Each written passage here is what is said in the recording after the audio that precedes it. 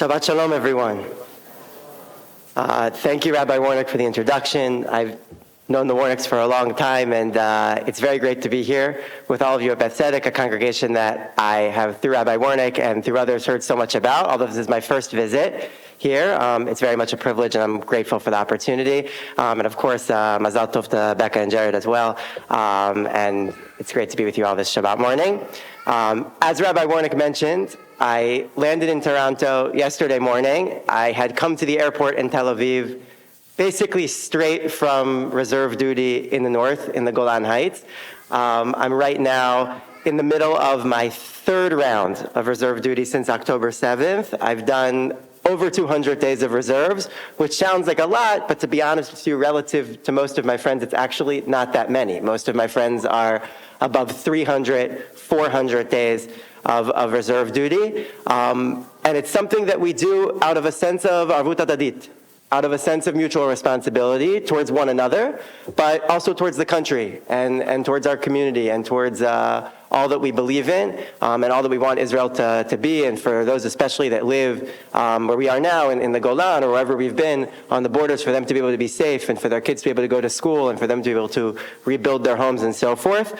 And I think as I look at the Torah portion this week and I look at Naso, and we read of the Chanukat Habayit, the dedication of the Mishkan, and we hear from each tribe, a representative of each tribe coming to give. And I think there's a great parallel to an Israeli society today that is very divided and has many different tribes. Former president once very much described Israel as a country of tribes. And yet, since October 7th, we've come together, and despite our differences, we've tried, and we still have, as I'm sure you see, many differences and many arguments and disagreements, but we've tried to come together and each give our piece, and each contribution, just like we read in this Torah portion, each is recognized individually. Each of those contributions is important. We need every single person at the table. We need every single person to make their voice heard and to give their part in order for Israel, in order for the Jewish people to thrive, in order for us to do that together. Theodor Herzl also understood this when he created the Zionist movement. Herzl understood that the Jewish people, we joke, 2 Jews, 3 opinions, right? So he understood that the Jewish people were very diverse. We came from different places, we had different traditions, we had different viewpoints. And if you were going to create a movement that was going to create a Jewish state for that entire Jewish people, it would have to function in a way that recognized that diversity, that embraced that diversity, that made that diversity work. And Herzl did that by making Zionism one of the first political movements that was democratic from its outset. At the first Zionist Congress in Basel in 1897, the delegates were chosen by Herzl, 209 people who he chose who came to Basel. But he told them ahead of the second Congress, next time you guys aren't invited, you have to be elected. You need to go back to your respective cities and towns, and you need to hold elections, and you need to be chosen to be the representative of the Jews, of the Zionists in your town, and then come back. This is the origin story of Israeli democracy. It's the origin story of Israeli politics today. Those who are more left-wing, those are the origins of Israel's left-wing parties today. Those who are more revisionist, Jabotinsky, are the origins of right-wing Israeli politics today. And this vision that Herzl had of uniting people through a democratic process, right, was incredibly successful. How do we know? Because only 50 years after the first Zionist Congress, the State of Israel was created.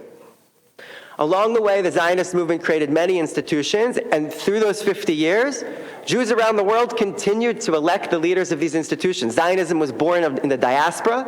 It was Jews around the world who helped shape and shape the future of the Zionist movement through contributions and through this political process, the World Zionist Congress. But after Israel was created, these institutions continued on, and they still exist today. Except once the Israeli government was formed and the state was formed, these institutions took on a different role.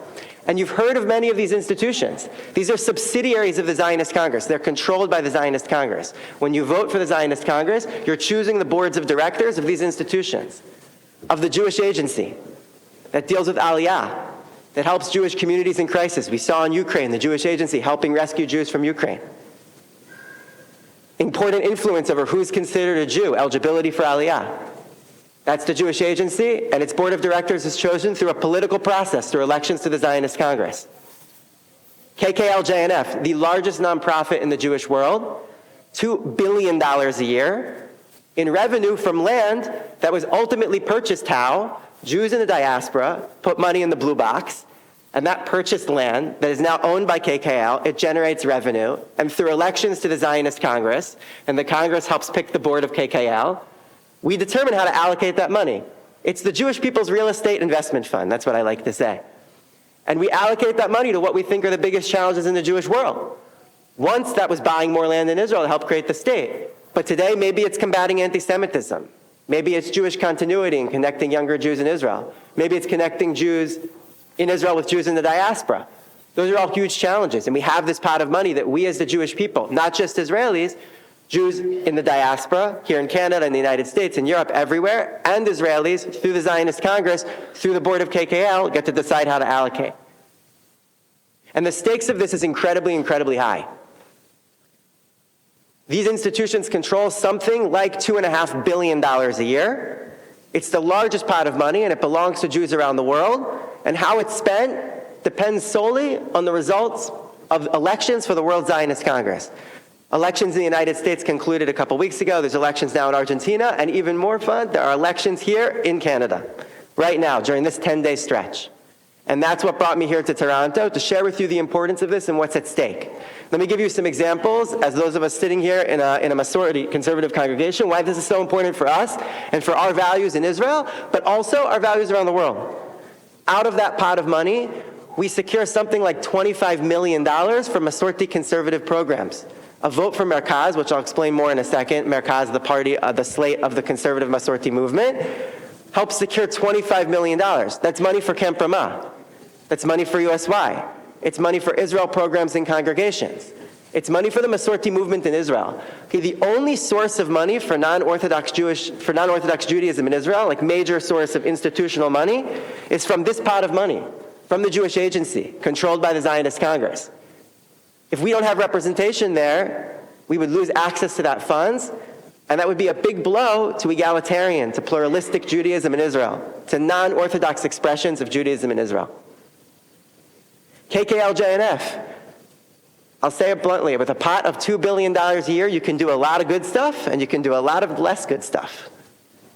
Right? We want that money to be spent in a way that strengthens democracy in Israel, that strengthens equality in Israel, that helps those that are in need in Israel, that helps rebuild communities affected on October 7th, that helps the families of hostages, that helps the families of injured soldiers and injured soldiers themselves. We want those resources to go to those who need it most. And when we have representation, we can help do that. And of course, the Jewish Agency, as I said, has huge influence on matters of Aliyah, on who's considered a Jew. Think about that eligibility for Aliyah and the enforcement of the law of return. We talk in a lot of countries around the world. The immigration law sometimes doesn't change, but how one government enforces it or doesn't changes. If we don't have representation at the Jewish Agency's interpretation of eligibility for Aliyah could change, even if the law of return doesn't. And there are forces today on the board of the Jewish Agency, because they have representation as Zionist Congress, who believe that somebody converted here at Beth Tzedek, somebody that's converted in a conservative or reform conversion, is not Jewish and shouldn't be eligible for Aliyah.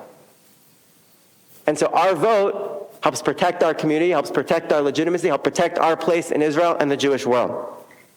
All of this is at stake, and for the first time in maybe 2 decades, Canada has a real competitive election for the Zionist Congress. And as Rabbi Warnick said, it's so important that every single Canadian Jew participate in this election. And while you should certainly vote your conscience, the conservative Masorti movement is unified behind the Merkaz Canada slate, Slate 4, because Merkaz is the only slate that not only represents the values of conservative congregations like Beth Tzedek and conservative institutions like Ramah and like USY and so forth, it also represents the interests, making sure that funding allocations specifically come back to our communities and to our programs and to what matters for us. This election is going on now. It's online. It takes 5 minutes to vote online. It costs $2. Polls are open through June 15th here in Canada. You can find one of these out in the lobby. They're all over the shul. We'll distribute them as well. There's a QR code, and after Shabbat, if you scan here or you go to the link that's listed here, you can register and vote there in those 5 minutes for $2. And the $2 is just an administration fee. It covers the cost of the election itself. It also helps us prevent voter fraud, right? Because As much as we know that people care passionately, we imagine that people will not pay multiple times with multiple credit cards to vote multiple times. So it helps us also do that.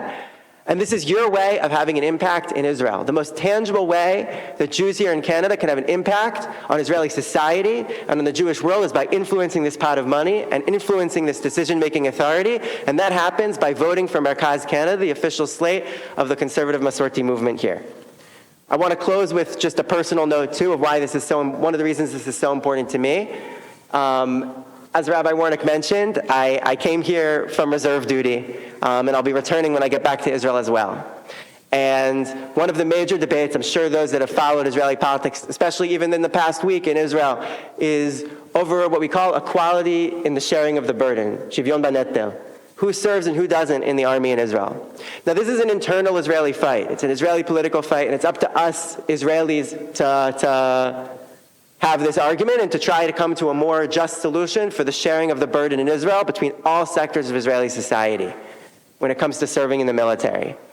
But one thing that we've seen in the last couple of years in these institutions particularly, in the Zionist Congress and its subsidiaries, is there are now voices who don't believe in equality and the sharing of the burden. Think about that. In the Zionist movement, where one of the official things that define Zionism in the constitution of the Zionist movement is the importance of service to the country, there are voices who don't believe in that and who are actually trying to use and brag about trying to use their resources and their influence in these institutions to help people evade serving in the military. And so for those of us that have done 200, 300, 400 days of service, in our name, I'm asking you to make your voice heard here and have this little impact in your corner that you can on this question when it comes to equality in Israeli society and making sure that every Israeli is doing their part to help keep the country safe. It's a way for you to contribute to this fight as well by voting for a slate that believes in these values, that believes in equality, that believes that everyone should serve. So thank you so much. Shabbat Shalom. And if anybody has any questions, of course, I will stick around after and be happy to answer them. Shabbat Shalom and Toda Rabba.